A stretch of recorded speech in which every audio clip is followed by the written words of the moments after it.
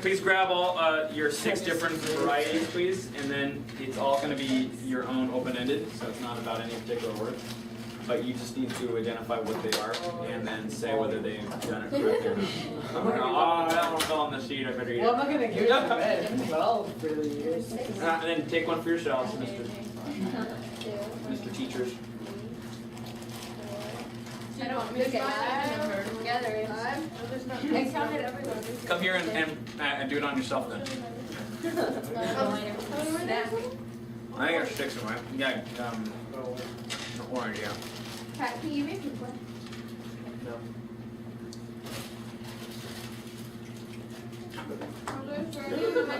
Oh, I got another thing. Let's add another thing to it. Other side. Yeah. Also, association. So they need to identify that flavor, and then what do they associate with that flavor? What's something else like in life? What is an image that pops up? What do you think? That happened or no? What image that pops? First image that pops up. It might just be like orange, but. Okay. Because right now I got an image of a Christmas tree, and I don't know why. I think it's because I got an orange and green at the same time. Okay, everybody, what do we do? So why not? Okay. We're not going to tell them what we're giving them. Put them in an order, and then hide it so that they can't see it. I kind of like When I tell them what we're giving them. Okay, hurry. What happened to me? You got 1 minute. When we hand to them, they have to tell us what flavor Yeah, it it's is like and what image it is. sweet is like second And then I'll let them know they're and actually eating. They're going to have their eyes closed. All they do is put it in the can. External influence, what that is. no, that's like a Yesterday what instilled we thing. had Like I to know do- to do that. I can't help do it. was, That's right. I say the flavor, right, or the color. You said The that. flavor. Put it in my Oh, hand, we're doing tell me that a one. flavor. You gotta ask them And I what the taste it flavor and is. say agree or disagree to see if it was that But flavor or you not. should. So now I'm going to different This is free response. And this one's free response. So I don't really know what I'm testing for. I think what I was testing for was how is taste related to our environment. So if you remember, that the point of it was to see if you saying the color would influence their taste. And for the most part, it didn't so much. It seemed that we had. You don't we were tell them okay. anything. Oh, we don't tell them anything?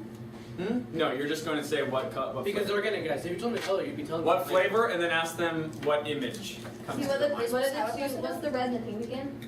Red and pink. Cherry and strawberry. Red is going to be the cherry. The pink is going to be strawberry. Strawberry. Strawberry. As well as the other senses. So the point of that too is to hear other people saying agree or disagree with that influence. So it was a sort of a type of bystander effect or the type of conformity effect.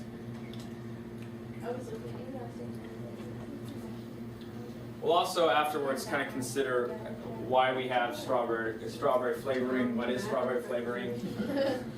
What does it mean to experience strawberries? You guys all have your stuff hidden? Yes. Okay, great. Come on in, tasters. Enjoy. Enjoy. All right, so they have them hidden, and you're going to close your eyes. And you also need to. So you also need to blank out your mind. Blank out my mind. Because you would also, along with the flavor that you will identify, you'll also need to consider an image that pops into your head as soon as you start chewing it. What is the flavor associating with? It can be memories, it can be anything. It really is open-ended.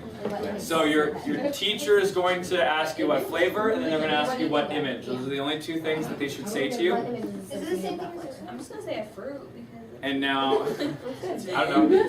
Okay, you ready? Yes. Please begin. Yes. Okay, so flavor in the first image. Close your Oh, eyes. you don't say anything. So you give him the flavor and you tell him whether or not, and then he's going to tell you, yes, what flavor, and then you're going to Hold on. say what image do you see. I don't know, I want to say apple. Purple. what flavor it is? You just ask him what flavor. Okay. And then you say what Ready for your next one?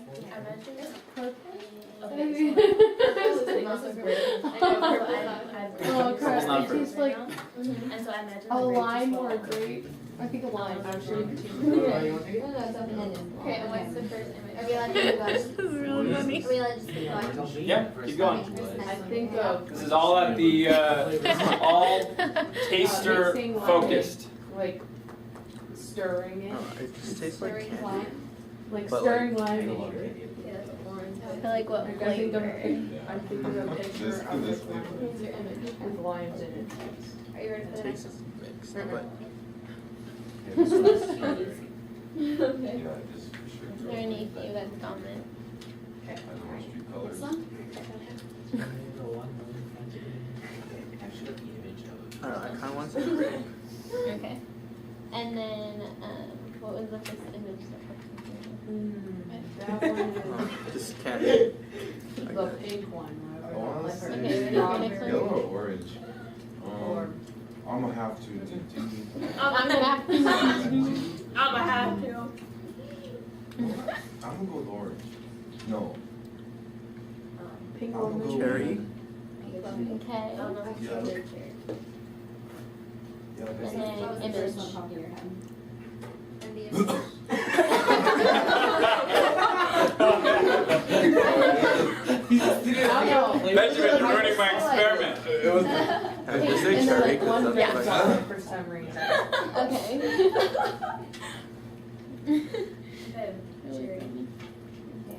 Sorry. Cherries. Tastes like cherry. Looks like cherry. It was? Okay, next one. Change it to orange. I changed. Okay. Lemon. This is yellow. Okay, Sour. green. Like Okay. pinching. What image? I honestly know. JJ. Like, For some reason, images go The flavor. What matches I'm just like it? imagining the window that's right in front of me right now. Like, okay. like maybe like berry. Okay. Okay, next one. Ready? And then what was your? What? What's the You green? ready for the next picture? One more minute. Oh, wait. I'm just going with yellow. Want to finish and then be able to deconstruct it in a minute? Break now. That was yellow. Yellow? This Yeah. Kind of tastes like lemonade a little Yeah, bit. with that and the Or I mean like So at 3:59. what I thought of. Okay. So be done by 3:59. This is green. That's really hard. Oh, Okay, ready? They all taste like Wait. formulated sugar. Very observant of you, Teresa. Cherry? This is orange. I think that one was great. What was the first image? Orange. A spoonful of greatness. Okay. Okay. Well, you want to eat it? You don't have to eat it. Just eat it, Benjamin. 5-second rule. I think this. 5 seconds. All right. Bubble. Wait, I'm not We're not Well, hurry up, hurry up. I already saw it. 10 seconds. Just throw it. That's the green one. Oh. Image. She showed us your color. The Strawberries. little. She showed you. I opened my eyes because you turned on the lights. I saw the color. Oh. All right, hurry up, because we gotta deconstruct it. Yes. We have 1 minute to describe this very important study, that landmark study that we're doing. Taste test. That was Ate my funny. mind. I ate the strawberry. What was your score? It was? Yes. Okay, so for yellow you put trees and apples, black you put like flavored grape As a last candy, measure. green cherry, red, orange, strawberry, orange. So you got, okay, so you got, that one's correct, right? And then orange you got right, So you missed pink, 3 or 2? red and green and 1, yellow okay. were off. How many did you miss? No. Look at that. No. 3, you missed 3? Yeah. Okay. How many did you I was miss? like chewing, I was like green, I was like, wait, whoa. That was yellow. Did she solve us?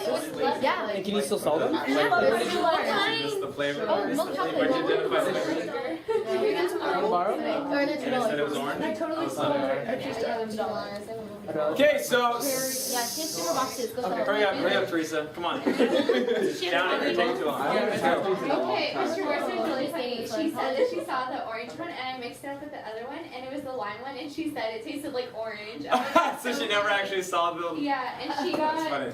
she only got like 1 right. Oh, Teresa! Teresa has bad sense of taste. Okay. Well then. And Teresa, you said something in the middle of it that was kind of insightful. What did you say? You said, But I it don't know. all tastes like formulated sugar. It all tastes like formulated sugar. It was really hard to tell because they're not actually flavors. That was one of my predictions that I was trying to get at is I haven't had these. we have certain associations with flavors, particularly fruit flavors that are in jelly beans, but those flavors aren't actually real flavors. So we say cherry. I mean, we kind of know what cherry is in general, and we kind of know what it tastes like cherry. but it doesn't really taste like a cherry. They all It's opposite. Or not opposite, but it's different. There are different kinds of cherries, though. There are different types of cherries. Artificial cherry. And we do associate that general formula that is in all things that are cherry flavored with cherry. But engineered flavors is an interesting human sort of science concoction. We actually, all of our food industry is related to making you taste certain things, making it palatable for us, as well as triggering emotions. And that was my second sort of hypothesis or prediction is, are you going to have prior experiences not only with the flavor, but maybe images that come in?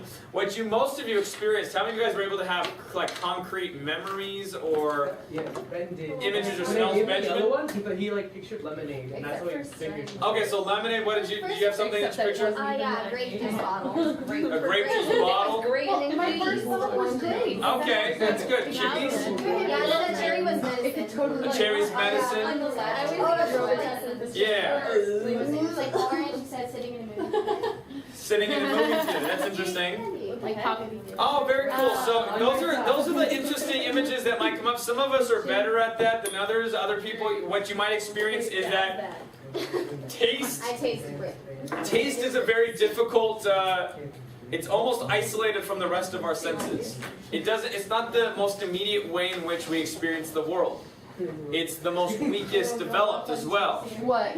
The way we experience the world through taste, we don't really experience the world through taste. We experience food through taste, but we don't necessarily associate food with other things. We might associate smells with other things, but not necessarily taste. So that's an interesting. You don't sit and lick the wall and go, huh? That's a wall. Do you remember when you did do that though? No.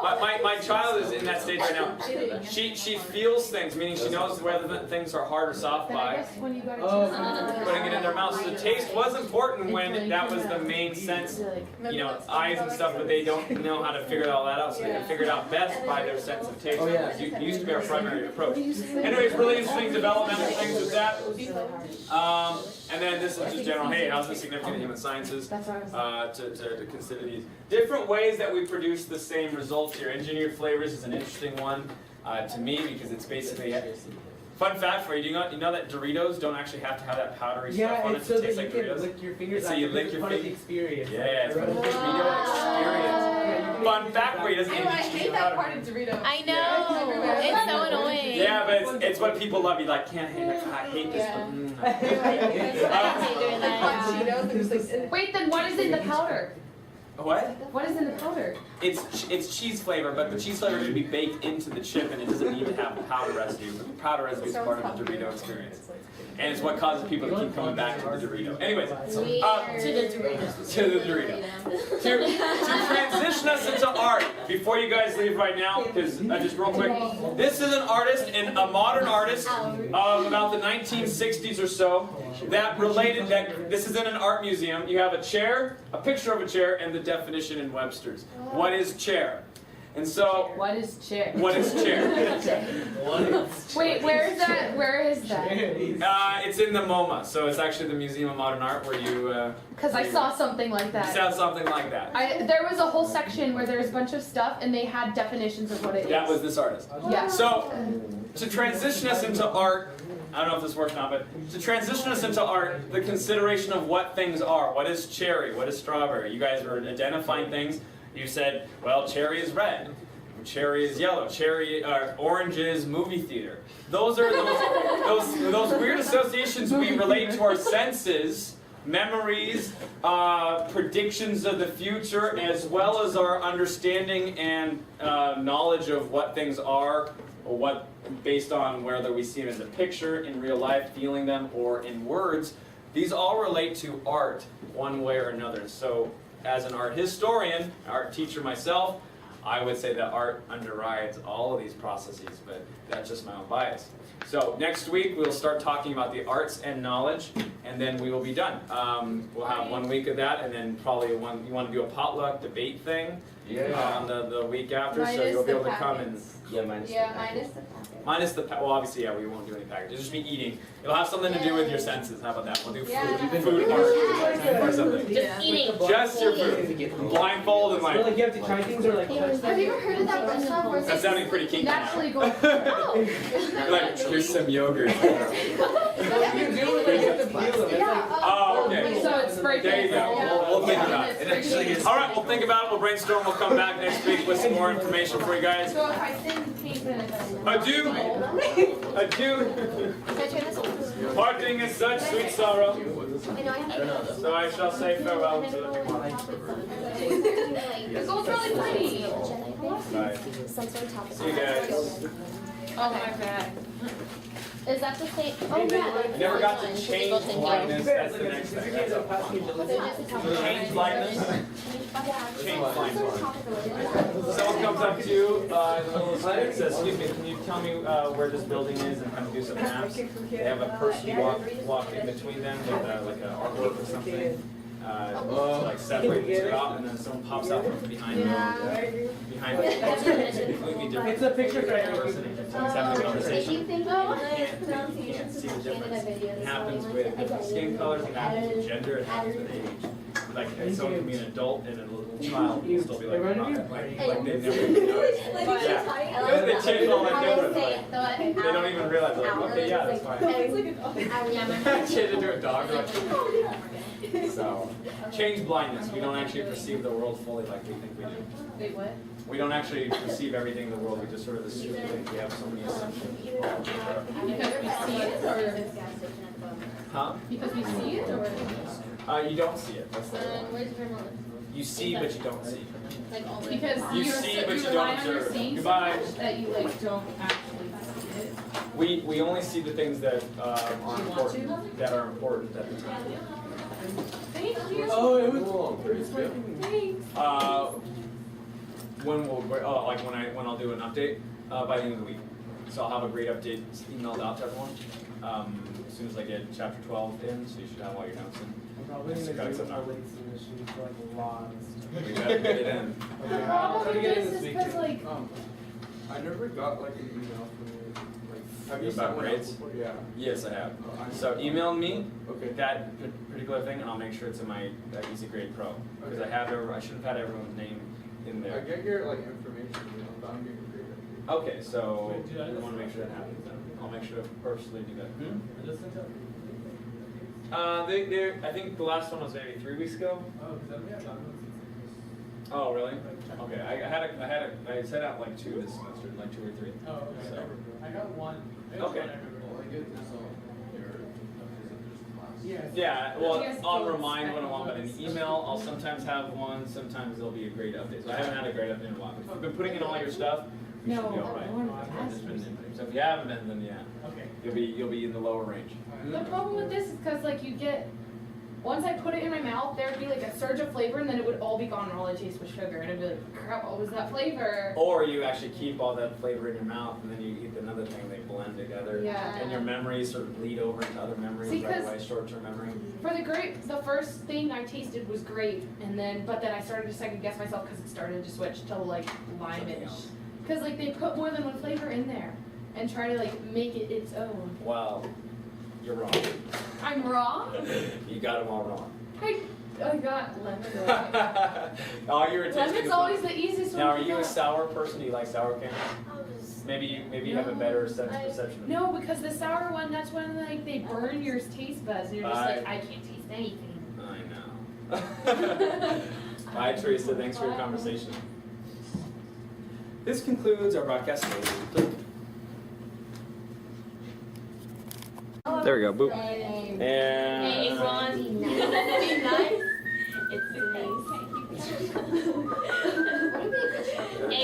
Evernote. Ron. Be nice. The whole thing. Because we all left. No. I don't know. New note. Producers, if you guys. I think so. And Germany. I never actually watched until later. You should do. All right.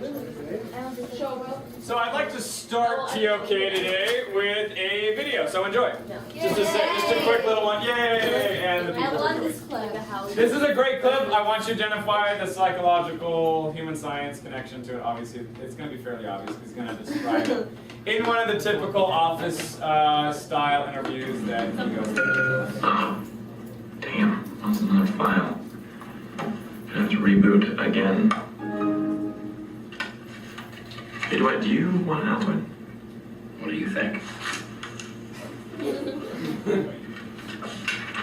In school, we learned about this scientist who trained dogs to salivate at the sound of a bell by feeding them whenever a bell rang. So for the past couple of weeks, I've been conducting a similar experiment. What? Want Alvin? Okay. Alto? Sure. And Dwight? In pain? Yes.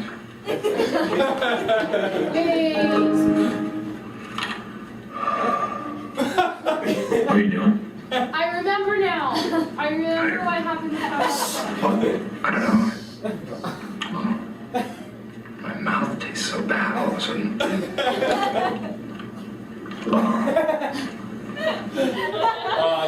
I totally remember what happened with Pablo's dog now. Oh, okay. Okay, didn't Which is what he just said. You described it. No, I wasn't listening. Oh, you were listening. But once You're he trying started to giving him remember. the stuff, I remembered. He would ring a bell to get the dogs to come eat at a certain time every day, right? Yeah. And then at one time, he didn't ring the bell, they come to eat or something like that? Or he rang the Something. bell. Here, I'll He show rang you. the bell I'll show you a and they picture. came. Here's a picture of that. Can you flip on the lights for the video purposes so that everyone can see my beautiful visage? All right. So Pavlov's experiment. Good way to intro into this because it has crossover both human sciences and or overarching sort of debate or discussion, I should say, about nature versus nurture. So this has to do with the idea of behavioralism, which is also one of our sort of main theories, the different sort of ways in which we approach understanding human development, understanding how humans make decisions, and the choices that we make as a predictive sort of science. Can we decide or determine what people are going to do to correct behavior? That's sort of been the language we've been employing the last couple of days. So I'm not going to do any review on those things. You know them. You can look back on my 3 ideas that I basically put up the last 3 times we've met. Pavlov's experiment was an important landmark in psychological understanding how humans and, in general, biological organisms behave depending on the external circumstances. So this idea of conditioning, that's the key word that's involved with Pavlov's experiments, conditioning, has been around for quite some time. In fact, it goes all the way back to Aristotle and the various ideas regarding how humans make decisions. A very basic approach to conditioning is just what your body does or your mind does when you read a good book or run on a treadmill. Your body reacts to it, correct?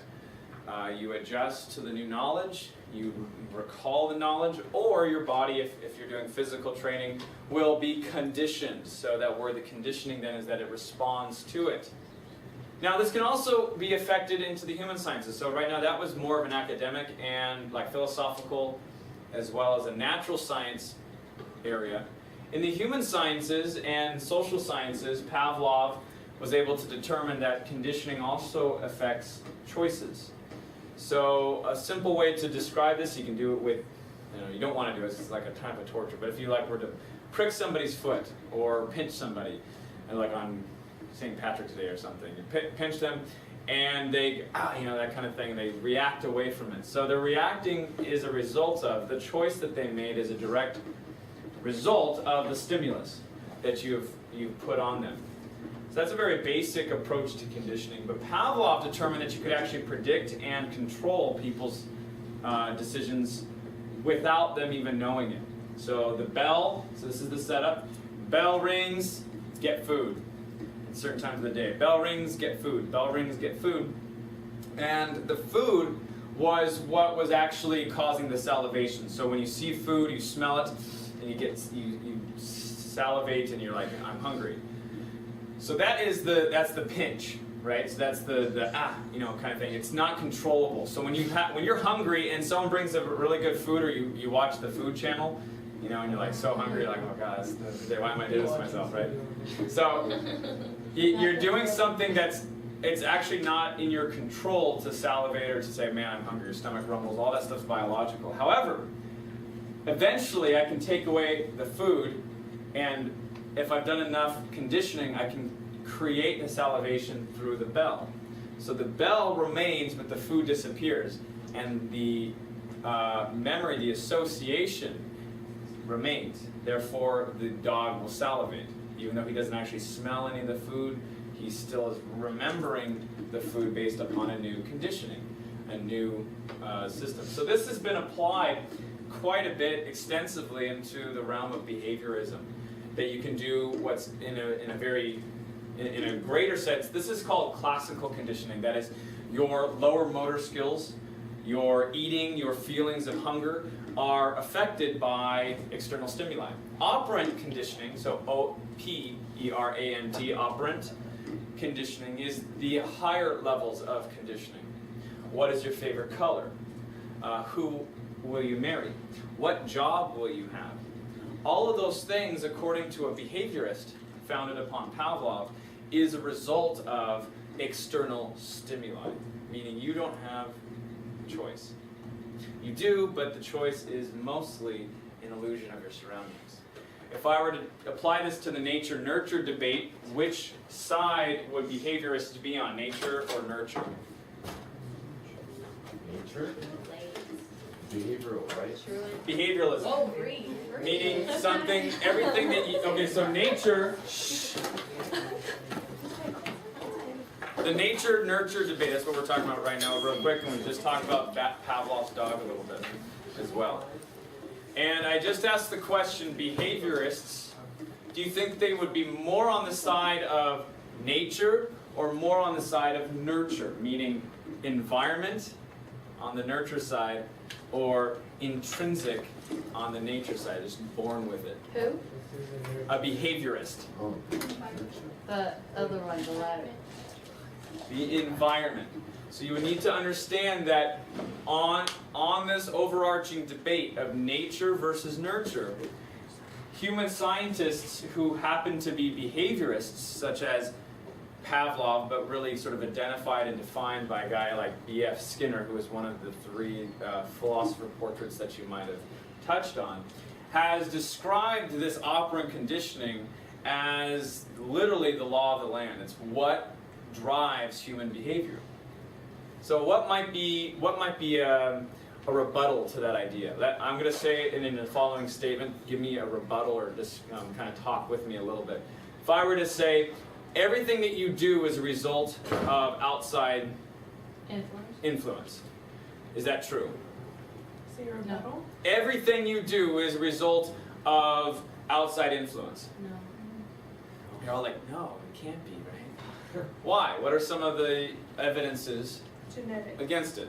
Okay, so a very important one of a recent note, because B.F. Skinner, did he know a lot about genes? No. Not as much as we do today, certainly not. So there's that element as well. So there's genes and the whole gene sort of, I won't say cult, but gene fascination, the focus on genes. Human instinct. Human instinct, what is human instinct? What does that mean? Is that another word for human? If I started choking Teresa, what is she going to do? She's not breathing. Evolutionary. Yeah, she start fighting for her life. Adaptation. Adaptation. Okay, so the idea that we can adapt even without our awareness. But that would fall back to genes too, wouldn't it? And what else would it fall back on? Adaptation. What is outside instincts? external influence? Adaptations are created in part by environment, correct? I said human instinct. I know you said human instinct, but see how I flipped it around on yourself. So, here's another question that's a result of this. You have no choice. You have no choice. It's a very simple one. True or false? Folks, you depend False. on what choice That's was. false. I have a choice. I just said false. Just in general. is in general, just you have no choice. You don't have free will. I can say it like that. You do, Huh? but But you have Yes. a restraint on you, like your conscience knows what you probably shouldn't do. You could get up and slap Bree right now, but that's a great. I love violence ones. See, I noticed I said I would choke Teresa, which I would never ever do. And you're gonna slap Bree right now. Tell me why you wouldn't slap Bree right now. How do we know that's mean? Your experiences are. She has Your personal- experiences. So is that an external influence? Yes, that's Correct. So this is what I mean. You do not have choice because even if you wanted to slap Bree, you wouldn't because I would say, no, I wouldn't do that. I'd be like, what are you doing? She Not has, only are you doing something with that's immoral or unethical, you would also ruin my whole experiment. I'm telling you, you don't have free will, meaning you're not gonna do it. she doesn't want to physically hurt No, Bree. no. wrong, isn't it? No, you gotta like full on open hand. It can't be like a little tap or anything. bam! No, so you're not gonna do it because it's wrong. You don't have free will. Sorry. Moving on. Yes. She doesn't want to physically She hurt did it! Huh? He slapped me! What? What about those that are insane? Those that are insane. Okay, so those who might not. Okay, so let's take that. Those who are insane, mentally unstable, they are the only ones with free will. No. No. But They are free. They are free in the sense that they don't. They're not. They They're don't. not small. They don't- Because there's no they repercussions. aren't in charge of their actions. So here's a rebuttal to that, because you're saying you're people who are insane because they don't conform to external influences are in fact more free, and yet the way that society views that is, well, actually, you're not in control of your actions because of some mental illness. And as a result, so you can see how those, but I see what you're saying though. That goes back to kind of that Joker ethics a little bit, like what is society? Some people would call him obviously insane, but he says, I'm not insane, I'm just ahead of the curve, right? So he's adapting, it's survival of the fittest, all that kind of stuff. Yes? So, but like, what if like me and Bree like got in a fight or something? Like we're getting in an argument, and then I hit her. Like, wouldn't that still be free will? Like you know what I'm saying? Like, But what's the outside, why are you hitting her? Why are you fighting? This is the questions, because these are all the important questions to the human sciences, and we're going to get into them a little bit more in a moment. But I want you to, that's a good point. Why are you fighting with somebody? Is it because you choose to, or because of an external influence that has dictated your behavior to a very high extent? I would say high extent, not a certain extent, but a high extent, just to make it a little bit more certain so you can give me pushback. Yes? Well, if she wanted to, like, she may have said that she wanted to punch Bree in the face, but she may not actually want to harm Bree. It could be a warning to have Bree back off, right? why is it me? So what she actually wanted, her will, was wanting Bree to back off, but she was not. But her actions were forced by external influence. So will, can you measure? Those are two different questions. Oh, that's good. So you're calling me out. All right. What are my two questions? What am I confusing? What am I equivocating? Do you have will? Do you have will? That's number one. And the other one was, is everything? I'll just pretend to write it down. Is everything influenced by your environment? Do you have will? And is everything influenced by your environment? Those are excellent questions, and you've parsed it perfectly. So, if I'm coming at it from a human science perspective, which question is more valid for a human scientist? The second one. Right? Why is it difficult to say things like, do you have will? Because they're not, you can't test them. We're talking about that again, I'm going to say cult, but I don't want to say that. All I mean is by focus when I say cult. So if I ever say that and you go, ooh, that someone's How would you it's know? a negative connotation. What I mean is like, it's that drive towards science, which means observable fact. Can we observe somebody's will? Can we observe somebody's mind? Can I observe someone's introspections or internal decision making or Only to an all of that? extent. You can guess it, but Then you you can't can't always you get have it to right. fully You can grasp. talk to them. Only through their what? Actions and outwards. External actions. And language, we can maybe kind of suggest language, or that might be the pushback. But these are all important questions that come back to this very simple experiment, the dog salivating. Can I control behavior? And this is an important element of the human sciences because it goes to the realm of ethics. And I think, just like with the natural sciences, it goes to the realm of its very definition. What is the purpose of the human sciences? Is it to control people? Is it to get them to do what we want? That's that negative, cynical, Hannibal Lecter way of doing things, right? Where you can kind of get people to do stuff that you wouldn't otherwise want them to do. What's Hannibal Lecter? Silence of the Lambs. Were you there when we did the... Oh, you missed that. I was on my hair twice. I know. It was the week before. So here it just talks about this flexor reflex, unconditioned reflex, etc. The idea of sensors and effectors. We have a bunch of terms of art involved with this. But essentially what's being described here is that we have behavior memory, which is our bodies. Because dancers, right? And no, cheerleaders? Yes? Cheerleaders. Do you know anything about behavior memory or memory? Muscle memory. Muscle memory. Right? Yeah. That's what you call it, muscle memory. Yeah. That's a form of classical conditioning that your body naturally responds to things that you've already done several times, and it might even be, you don't even realize it, but it might even be triggered by music or something. Ready? I don't know. You're like, oh.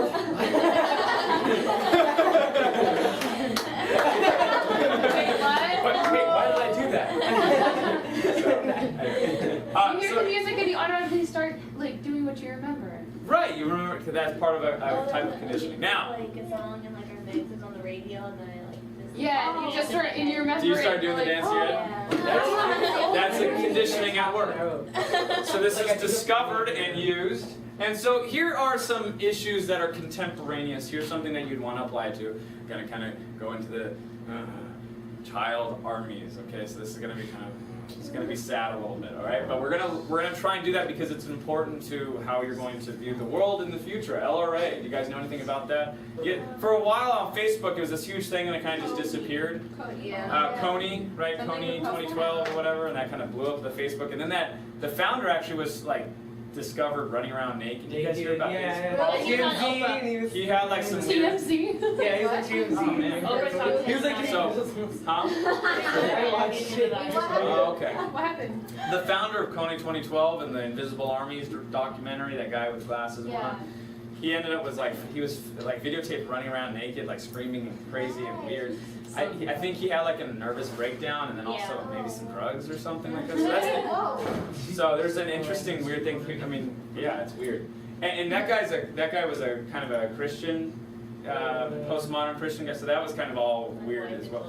But back at my college, we actually had, before it was cool on Facebook for like the month that it was, we had that guy come to our college and discuss child armies, which has been around for like a decade. His actual documentary called The Invisible Children. And we had an Invisible Children's Club. he had an invisible. Freshman year. Yeah, that's right. I've seen pictures around. So it was cool before social networking to describe these important things. There's thousands of children who are basically kidnapped from their homes in various places around the globe, but in particular isolated in areas in Africa, in which, like in Uganda, where there is massive civil war and infighting, and in which there are cult leaders, there are groups of people who are actually able to produce through their own conditioning abilities, children who are against all of their natural inclinations can basically do very, very terrible things and like doing it and continue building up into it. We call this kind of like brainwashing, even though brainwashing doesn't really exist, or it's a debatable thing. If you get children young enough, what can you do with them? Yeah, manipulate their You lives. can change them that things that are morally wrong are actually morally good. Yeah, you can actually change their whole perspectives on things. So what could we say about the idea of will in this case? So your question of, is there will? And it's not your will, and it's a will really. But that's outside. I know it's an extreme example, but I think it's an important discussion. How would they know? Asking whose will, is this? Well, will is there an innate goodness in this child here that knows what he's doing is right or wrong, even though he's been conditioned since birth practically to do the wrong thing? Maybe He hasn't been like, exposed to fear it. could drive someone into doing it no matter what. So no matter what, the idea of fear can be an overriding factor to some implicit goodness, or like you said, their ignorance to their own freedoms to do the right thing, or to choose between the loss of choice, no matter what it is a bad thing, correct? Loss of choice.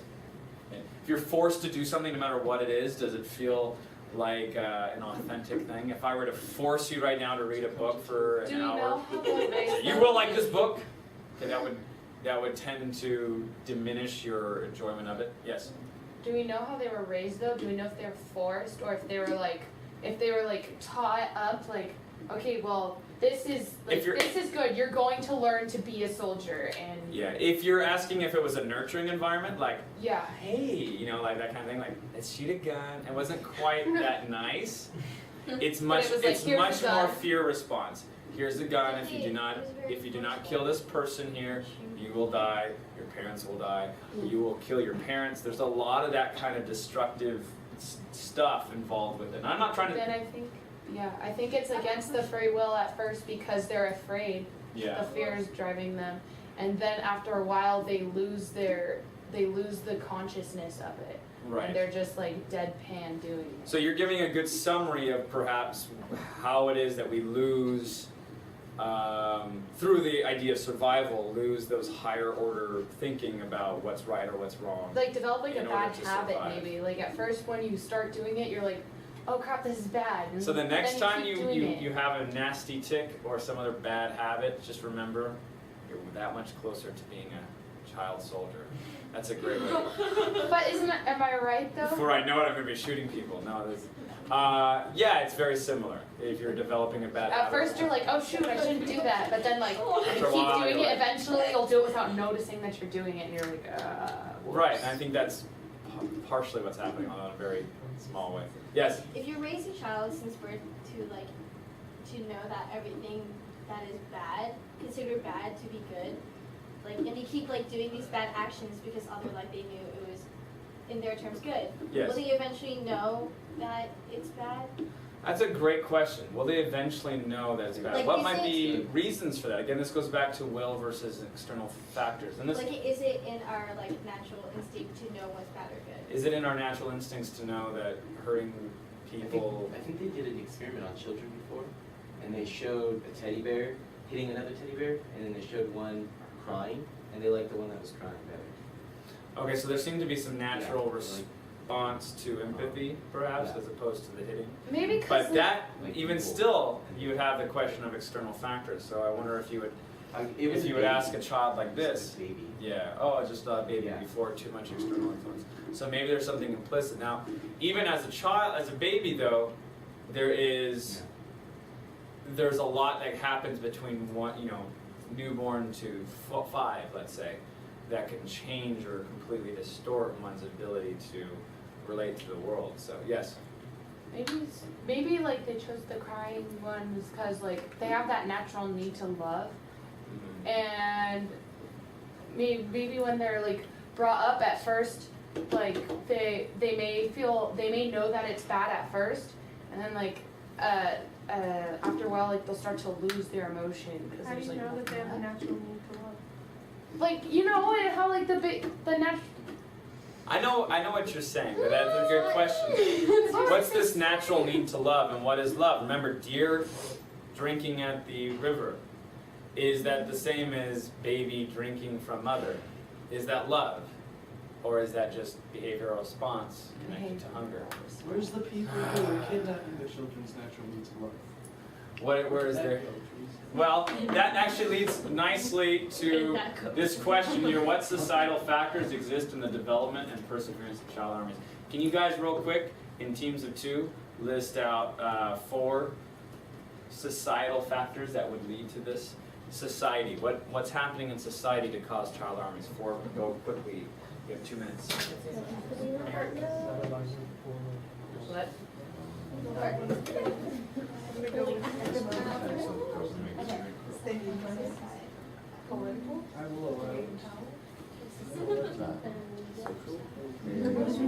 Write them down so we can discuss them. What societal factors affect those children? What societal factors exist to develop and preserve, basically like continue, not just create, but continue as part of society, child armies. Yeah, what do you think? Just kind of guess at what might be happening in these countries. You don't know anything about it, I know, unless you do a little bit. Control.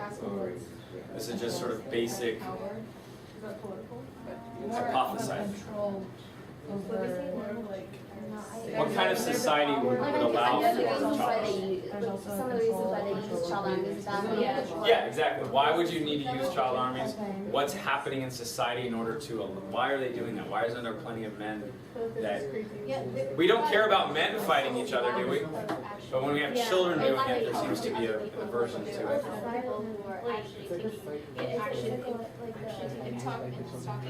You have 1 minute?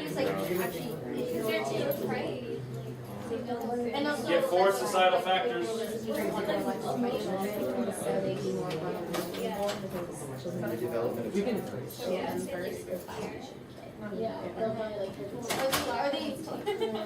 countries just don't want to get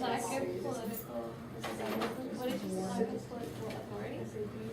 Well, ours kind of lack because the government is corrupt. 30 seconds.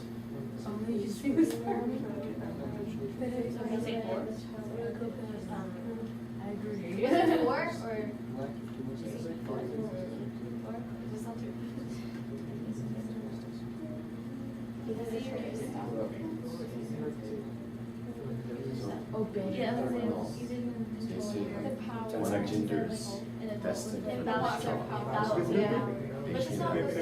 for gender versus child. It's more. We're getting more political. It looks Politics and part of society. So if you had all 4 that are politics, okay, 4 societal factors. Start naming some over here. We put an emotional advantage, like people will think that they should be good. Versus shooting an adult. It's like a psychological to like pause before you shoot children. We were talking about this in history. This isn't actually Go ahead. Continue with it. Elaborate. well, basically if you're in a war and it's an army of children, which is an army of adult men, there's assuming that the men have like some type of response to thinking like, should I really shoot at children? Then it gives like the children like a split second advantage, like where the men might pause before they shoot the children, like the child. Is it as a result, let me ask you a question, is it as a result of looking at a child, a man looking at a child, or is it a result of men having a greater cognitive discernment as opposed to a child who will shoot more indiscriminately, or both? I would say both. Okay, so both. So that's a great point. The cognitive abilities of children versus adults. That might be, society might see that advantage. So that's where you would go societal factors, because what you actually describe is more of a cognitive thing, which is actually opposite of behaviorism. It's the cognitive psychology, which is what's happening internally to the mind. We can't actually observe that, but we can see the outcomes of it. So the behaviors. So we're kind of trying to stick in that mindset. But you're right on that. That we see that societal factor. Go ahead. So, gender destinies, how like a certain society might think. So, for example, all men are meant to be gunners, but that's why they would take all the children that are male and train them to be soldiers until they die. Okay, so we have a gender as part of this. Is gender related to society? Yes. Would you say so? Yeah. Are there societal expectations for different genders? Sadly. Okay, sadly. So we have your qualitative assessment of it. Gender, societal expectations. I just did a unit on this. Did you? Yeah. Oh, good. What did you guys conclude? That gender's expectations are bad? It was very, very split up. Like, we had debates every single day. Oh, I bet. Which, in fact, if we have time, which I bet we don't because we never do, I actually had an article that I wanted you to read about raising a genderless child, which is funny that that came up because that was the last thing that we were going to do. Huh? Okay, I think it was Monday. Okay, I was actually gonna like come to you. This is off topic, but it's No, it's okay. Genders, but yeah, I was like talking to Gabe and Daya, and then I was like talking about what if like, is it natural to like separate like men and women? Like, is it natural for women to gain feministic characteristics? Like, it's natural for them to love pink and like dress girly and everything, and is it natural for men to always like be those like strong burly men, like, or Is it natural? That's would you say? basically what our because society has like so like They've assigned yeah. certain outside cultural Yeah. traits to the labeling of biological yeah. organisms, basically. So that is an important conversation for sure. Is Yeah. whether or not these things are in fact implicit, which goes back to the will, versus behaviors that are learned, or nature nurture, or behaviorism versus cognitive / gestalt. Yeah, like concluded that it was society that like You had concluded that it's all society, well or that it's mostly society. like I'm just asking. I was just hard for me. Okay, no, you're doing fine. I think that's idea it. of a debate. yeah. Huh? For a future idea for a debate. Future idea for debate, which should happen sometime. I don't know. We'll never get to it, but yes. And we watched like I If we think it can. was a 2020 where they took two actors and undercover, like a guy and a girl, and they had them go do different things right after another and see who got treated differently, and the girl always got the short end of the stick. Like they went to go buy a car.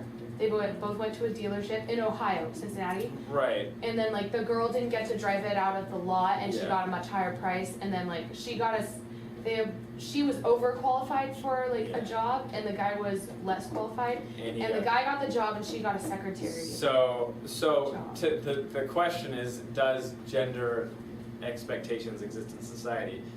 Obviously, we could all probably agree that there are gender expectations, which is exactly what that is, and they might actually be derogatory towards one gender or whatnot. But I think her question is a little bit different, but those two are related in that yours We is did about that stuff the. too. Oh, you did that stuff too. I know. Yeah. I'm not saying that you didn't say everything. I'm just describing them in categories. So I want to kind of relate this back. Did you have something to add to it that kind of gets us back here, or no? Well, yeah. Okay. Okay. Yeah, go ahead. We talked about like economic issues and saying that to like maintain a child army is much less costly than an adult army because like, it costs less to feed and clothe. You're thinking like Joseph Kony.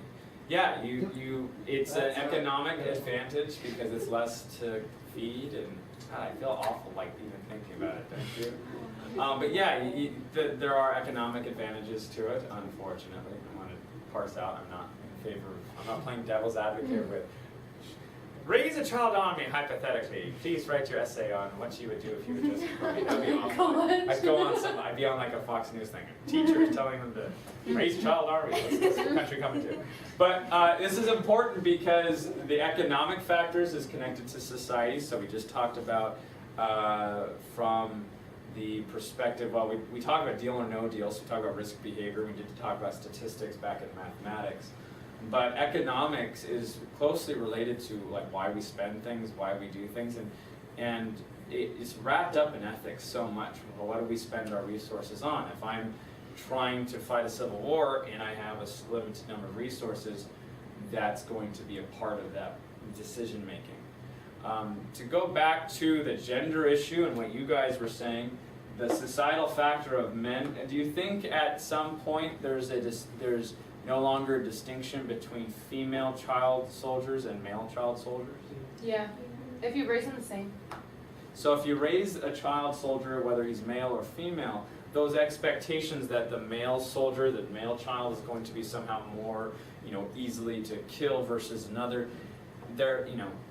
we can perhaps make a defense for the fact that perhaps these are much more behavior learned abilities as opposed to choices intrinsic to our biology, male or female. So that's an interesting way to approach it from the gender perspective. Any other ones that you had talked about politics, and Kyle, what was it that you wanted to say?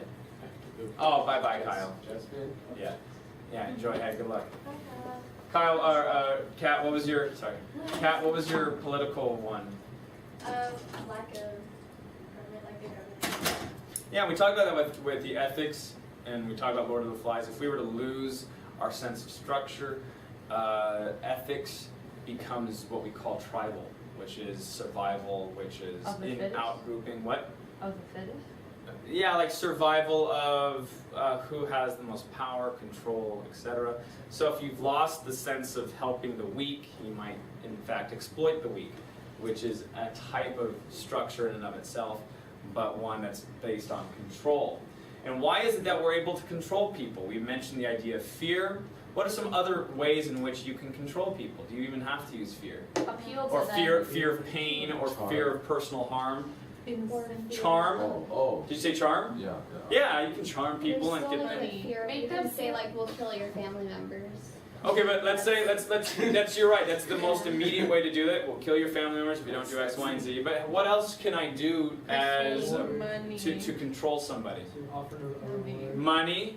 What else? Those are all positive Appeal to their level reinforcements. and make them feel like they want to do it. Make them feel like they want to do it. So get to their level. Be empathetic. I know this is hard, but you're going to do it. Kind of rites of rituals. Or manipulate their mind, like make them feel like they want to do it by Yeah. saying stuff like. What if I told you, though, it was a lot easier than all of that? What if it was just knowing that that I'm the leader and I say something as simple as, please proceed. Just continue.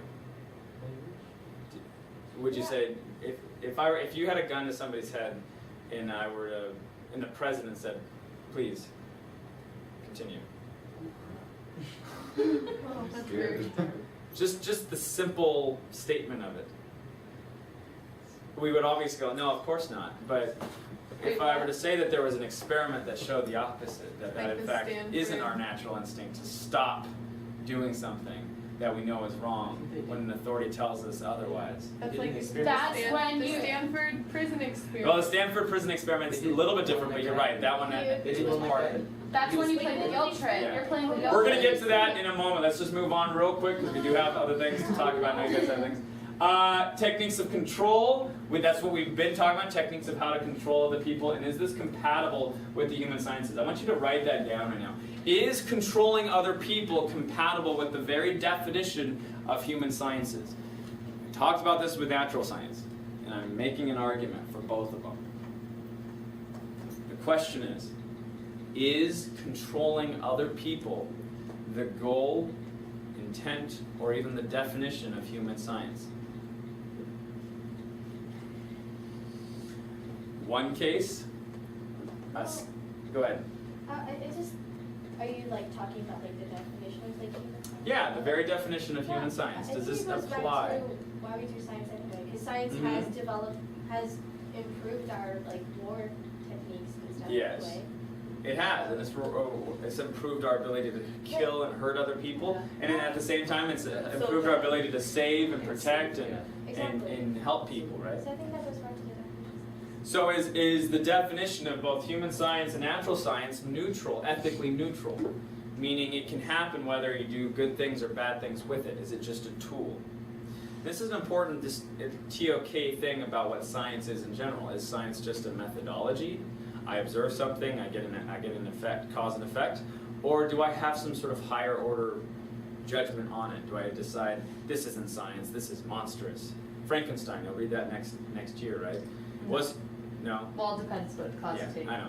Frankenstein, Mary Shelley's Frankenstein. Is the reanimation of that dead tissue in that corpse, was that science? We would say, in one sense, it seems to be fitting the scientific method. He is doing observations. He certainly is a scientist by vocation, but what he actually accomplishes is a great atrocity in his own mind. And in fact, you might even say something like, that's not science, that's just evil, or that's just monstrous, or something like that. That's not the pursuit or goal of science, is to do terrible things like that. So that would be the question to ask you, even of the human sciences. Two scenarios real quick. First scenario, you're trying to help a schizophrenic learn to not listen to the voices in their head. You might even medicate. That was a crossover with medicine. But you might even medicate to help reduce that. Is that controlling somebody's behavior? Yes. Yes. Second example, you are in Germany. You're Hitler, and you can cause quite a bit of people to be stirred towards doing atrocious things. Is that also human science? Yes. because he had a method. So this is the question I'm asking. See, and I would argue that what that is not the purpose of human science. Even though he's using the method, he's using it incorrectly. So that would be my argument to it. Now you can disagree with me about the neutrality of it. But, and we just described the similarity and differences in the natural sciences. Lastly, using the lens of human sciences, develop another problem knowledge question. You'll be doing plenty of that later, so I'm going to skip that for right now. I don't have time to develop that. So, determinism at work. This is kind of what we're describing with nature-nurture. If we were to be a true behaviorist, we would go with somebody like John B. Watson. 1924, he said something fairly controversial, and even today it's hotly debated in psychology courses in college, as well as experts in the field. Give me a dozen healthy infants, well-formed in my own specified world, to bring them up in, and I'll guarantee to take any one at random and train him to become any type of specialist I might select. Doctor, lawyer, artist, merchant, merchant chief, and yes, even beggar man and thief. You can add serial killer, Nazi, child soldier. Regardless of his talents, penchants, tendencies, abilities, vocations, and the race of his ancestors. Do you agree or disagree? If you could control both the world and be the singular most important influence in a child's life, could you create and mold them in any way you wanted, despite their own natural tendencies, despite their own abilities, their vocations? For the most part. In the beginning, yes. For the most part? For the most part. There will be those like few people that just can't, or that will like fight it. The question is why? Is it just some sort of natural will? Still in it? Or that there's... You're going to have to find it. That's the question that's involved with it. You're going to have to find what the will is. Is there cognitive... I'm not saying that it's not true. I'm just saying you'd have to find it, because right now I'm talking as a behaviorist. And it doesn't mean I am a behaviorist. I'm just describing it to you as that. So when we see the world like from Pavlov's perspective, or from B.F. Skinner, we can see that everything is produced because of outside stimuli. So if I can control the stimuli, can I control you? Can I control who you'll be? We don't like feeling that way, do we? To an extent. To an extent, but not fully, you're saying? Yes. Because I feel like over time, like, Because there's that one little ounce of conscience, and if he can... What is that? What is the little ounce of conscience? What is will? Will? What is will? Will? You're the one saying it, right? How much does will weigh? The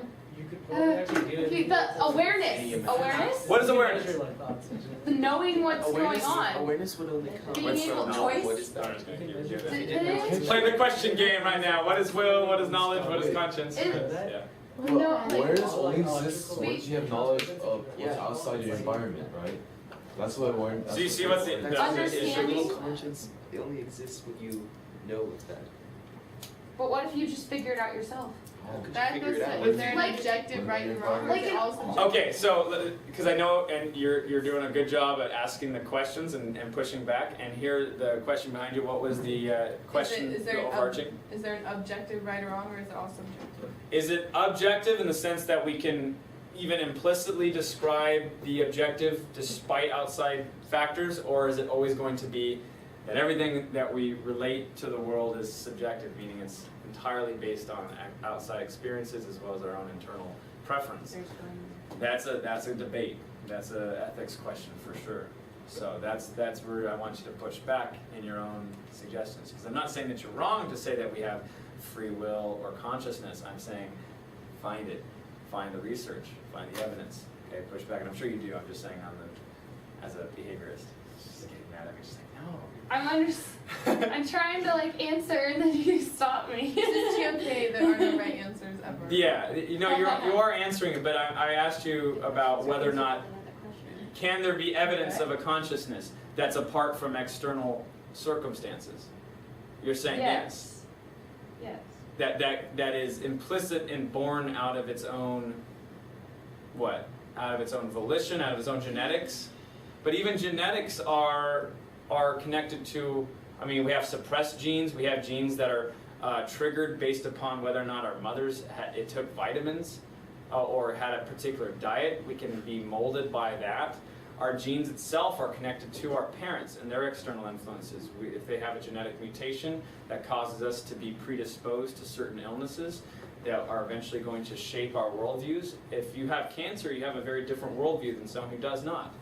There's all these external influences, even amongst our genetics, that cause us to have issues. And I'm talking as a scientist. So again, I'm not saying that there is or is not a consciousness. I'm pushing back to the idea that everything is. I want you to be assertive in your positions on them. So if you have the view of nature over nurture or some other type of theory, you're going to look into cognitive psychology. So that's what you'd want to write down. Gestalt theory, which it comes prior to the main predecessor of it, which is behaviorism. And now behaviorism is sort of the phenomenon that's taken over. So no one really uses Gestalt theory any longer, but it might still be interesting for you guys. And I have that at the very end, but again, we probably won't get to it. I still want to do our taste test. So I want to finish that. That's taste why test. That's why I'm not trying to cut you off. I am trying to get us to eat some food. What ethical issues at work with the Milgrim experiment? What I'd like to do first, because you guys were kind of touching on this, if I were to say something as simple as please proceed, what would be the result of it? We're going to watch a quick experiment. You're going to see exactly what the results of this Milgrim experiment are. To find out, Michael is about to observe the replication of one of the most controversial experiments in history. Controversial because of how effective and how social consistent it psychologist is. Stanley Milgrim devised a test to see if ordinarily law-abiding people would give a stranger a lethal electric shock in the name of science.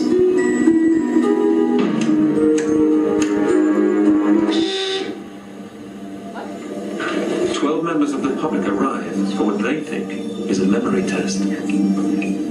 They're introduced to another person who they believe is another volunteer. He's really an actor. I'm Professor Lawrence. As is the professor who'll be running the test. Notice what the professor is wearing. Not specifically. The volunteers are also unaware that they're being filmed. Social psychologist Dr. Clifford Stott will be monitoring their responses. We're conducting an experiment into learning and behaviour. The actor who's acting as the professor comes in and talks to the two participants to try and convince them that what's actually happening is this scientific study of memory rather than actually what it is, which is a scientific study of obedience to authority. The professor reveals that the experiment will involve a form of punishment. The punishment we've chosen to use is electric shock. Each participant is given a specific role within the experiment. So I'm asking one of you to be a teacher and one of you to be a learner. The learner receives the shocks.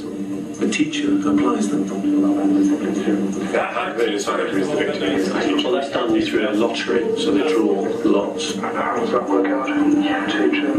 Of course, it's fixed, so the actual participant always ends up being the teacher. You must be teacher. Ethics of control, deception. The subject observes the learner being strapped to the electric shock device. So that means that Teacher, as he's called, Yes. gets to see The one who becomes the learner, that is the one who'll be shocked. Is going I think this is where the procedure starts to get really interesting, because it's now the teacher begins to realise the potential consequences of what's going on. How will I know how much pain he's feeling? Sorry, Nick. You won't. That's not really the point of the exercise. The point of the exercise is to see how he learns. So the teacher So this is the shock generator. The teacher is then taken next door and shown the generator, which goes from 15 all the way up to a lethal 450 volts. So 450 That's almost twice the mains voltage in the UK. So you read those things.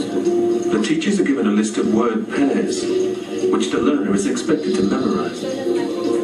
Each time the learner gets a multiple choice question wrong, the teacher is told to increase the voltage of the shocks. Just do that. I'm going to give you a little shock so you can see what it feels like.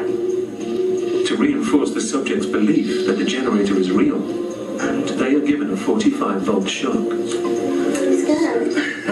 you escape, right? Here we go. Okay, yeah. Significant? Yeah. Yeah, fairly. Not enough to kill me just yet, so that's okay. When the procedure continues, there's an awareness clearly in the mind of the teacher that there is a potential for the victim to actually be experiencing quite high levels of pain. Yellow flower, strong coffee. The point of Milgrim's experiment is to see if the teachers will call a stop to the test, or obey the professor and inflict extremely painful shocks.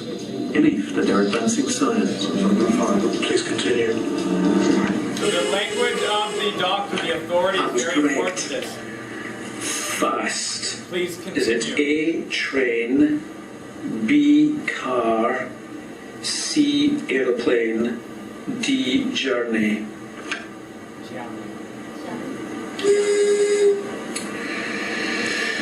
Sorry, it's 195. If that's him shouting, I can't go So you on. can start hearing them like, oh, you know, like that kind of Yes, stuff. the shocks do involve pain, but the experiment requires that you continue. So please go on. There is no permanent tissue damage. There is no permanent tissue damage. I know, but I really don't want to give pain like this. Please just continue.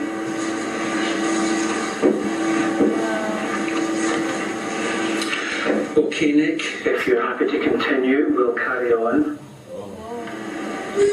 No, I'm not, I can't go on. I can't go on. Sorry, I'm going to have to get up because we're not going to do this. I fully understand. The experiment requires that you go on.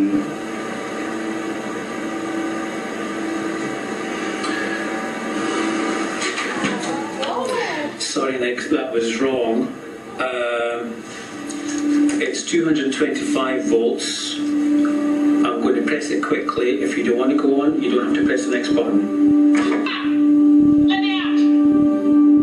The whole stuff's bothering me now. Right, okay, that's it. Listen, I can hear him. I can't go on. Are you terminating that? Yes. That's it for now. So, you can look in the original experiment yourself, but to see Milgrim's experiment, and you can find the whole thing. The whole thing is about 30 minutes long, just this particular reproduction of it. But, the idea of it, the experiment is to question authority. So the whole point is whether or not we implicitly mentioned will and conscious and our natural inclinations towards right and wrong, even in a society that believes in the pursuits of science, that believes in progress, that believes in helping the neighbors, there seems to be this other thing happening, that is this external influence. This care for progressing science even at the cost of one person's discomfort, perhaps death. Utilitarian beliefs, behaviorist type tendencies where we are always influenced by those around us. There's lots of experiments like this. They're definitely on the fringe.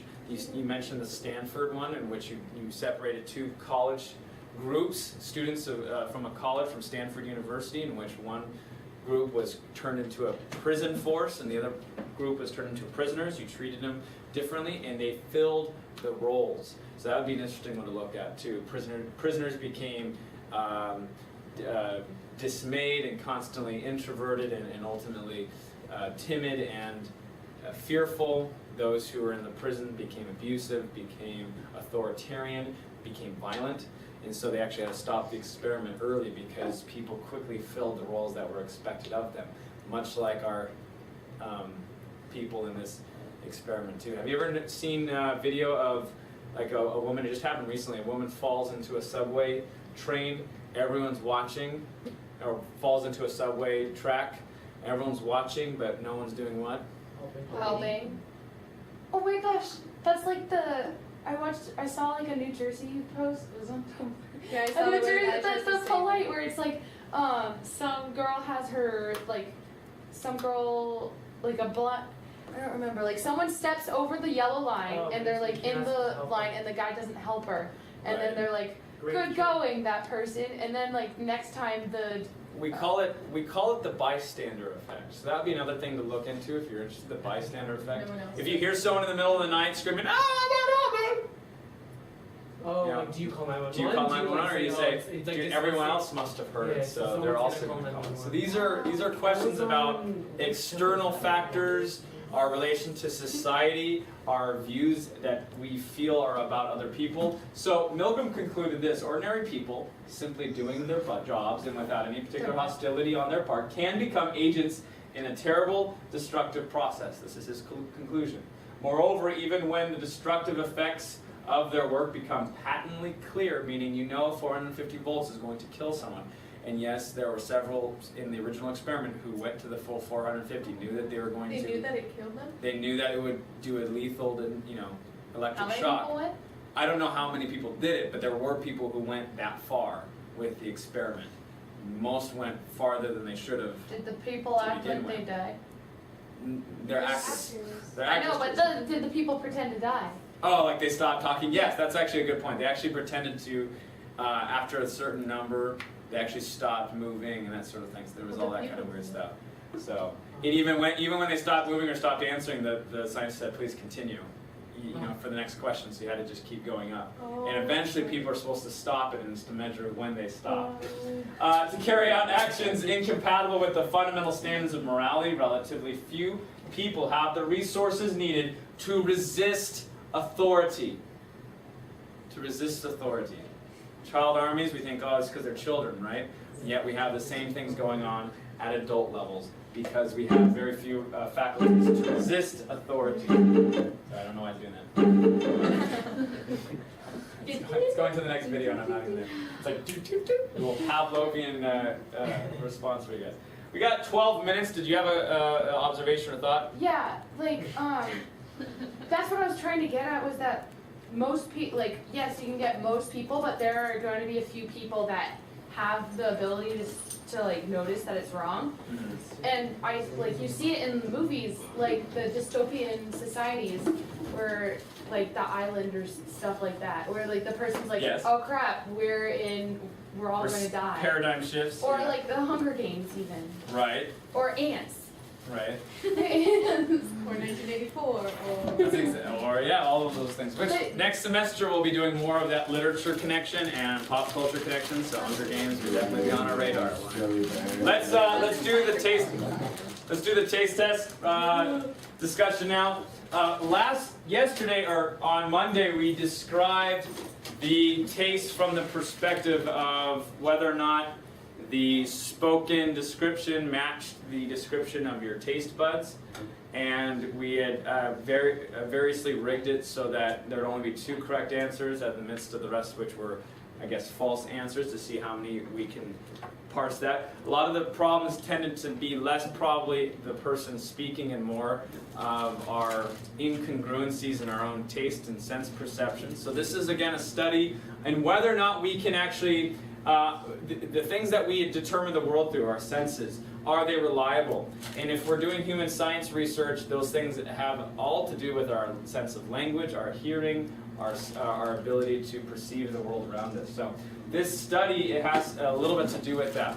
This time, instead of doing that sort of false, true, false, it'll be open-ended. So those of you who were teachers last time are now going to be tasters, and vice versa. The tasters, you're going to be having to identify, just based on your own prior knowledge, whether or not the what the taste actually is. So you're going to have to do out of those 6. If you remember those, do I need to say them again? What? We have them all? Yeah, okay. All right. So you guys have your same partners, or at least you can kind of get to new partners. Yeah. You guys are all like, yeah. You just eat jelly. Well, eat jelly beans afterwards. I'll pass out a bunch of them. Okay. So. Tasters, please exit real quick here. And do you guys have partners? Okay, so go sit next. Go away. No, it's fine. If you need to adapt to new people here. I don't know. There should be. Grab. I need the tasters or the teachers to be over here right now and get your 6. Close the door, please, so I can talk with the tasters or the teachers.